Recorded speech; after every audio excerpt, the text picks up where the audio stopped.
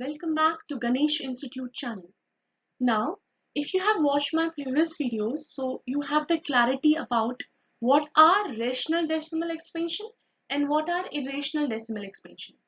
So now, let's see if we can just by seeing the terms, seeing the decimal expansion, can we find out that this is particular rational decimal expansion and this is irrational. Let's see with the help of theorem. So here in theorem 1.5, it is taken from NCERT by the way.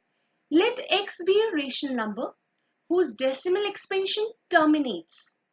Then x can be expressed in the form of p by q, where p and q are co-prime and the prime factorization of q is in the form of 2 raised to power n and 5 raised to power m, where n and m are non-negative integers. What do you mean by this statement? So, we have already understood that if this type of decimal expansion is given to you, then this is terminating because it terminates, right? It ends after two decimal expansion, two decimal places. Then if you have this sort of decimal expansion, which can be written as 1.32 raised to power, 1.32 bar, which is non-terminating as it is not ending, but it is repeating, right? And if you have got third type of decimal expansion, which is 1.30, 300, 3000, and so on. So you know the rhythm, which is 30, then 00, then 000, and thereafter it will be 3, 4 times 0, right? But these decimal expansions are non-terminating and non-repeating.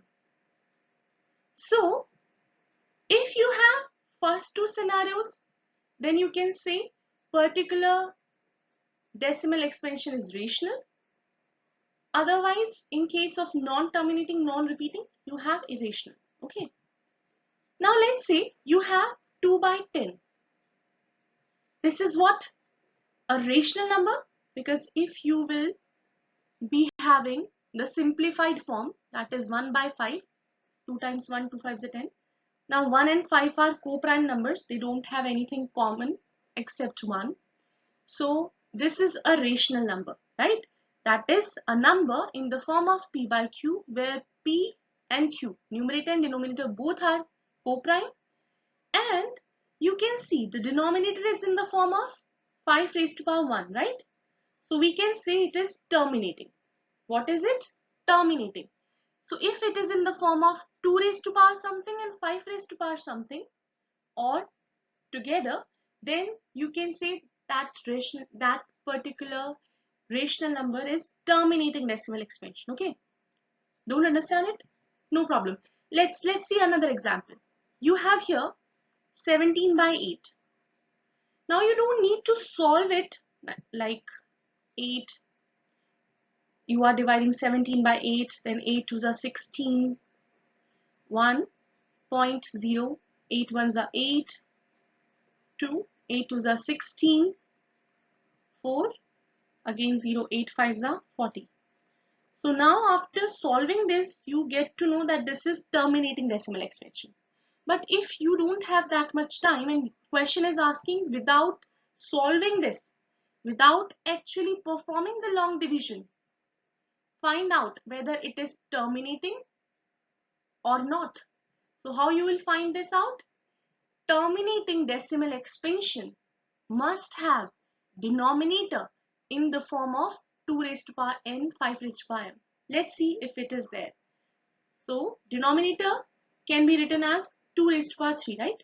8, if you take LCM of 8, it is 2 to the 2 4s are 8, 2 2s are 4, 2 1s are 2, right? So that means 2 into 2 into 2, that means 2 cube. Now if I multiply it,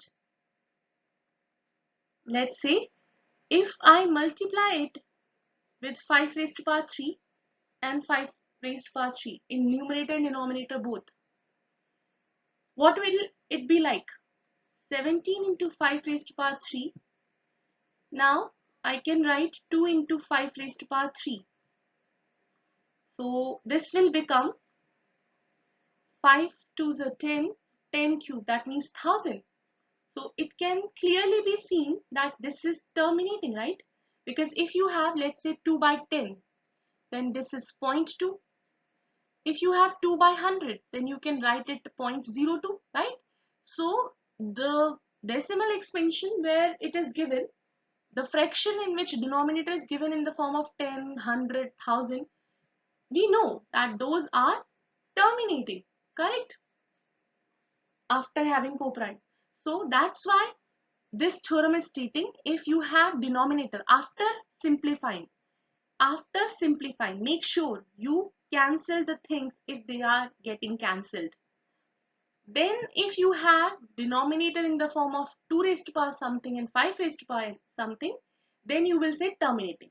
And you can also find out after how many digits, they are terminating. How? By their powers. So let's say here you have 5 raised to power 1, right? So that means the power is 1.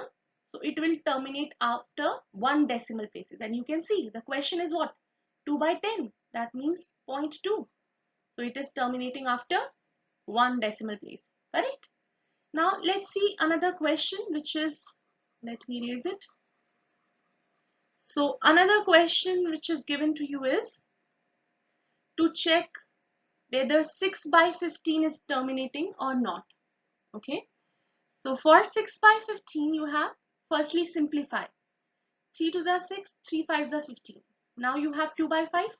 Both are co-prime, nothing common except 1. Now see the denominator. It is in the form of 2 raised to power something and 5 raised to power something. You can see here 2 is 0, 5 raised to power 1. So it will be terminating, and after how many decimal places? After 1 decimal place. Hope you are getting it. And vice versa is also true. If you have, another theorem is what? Let x is equals to p by q. You have your rational number. So if prime factorization of q is in the form of 2 raised to power n, 5 raised to power n, then decimal expansion is terminating. So these are both similar to each other, and you can use these theorems to understand whether particular rational number is terminating or not. Hope you have understood this topic, and if so, then don't forget to like, share and subscribe my channel. Till my next video, take care of yourself. Bye bye.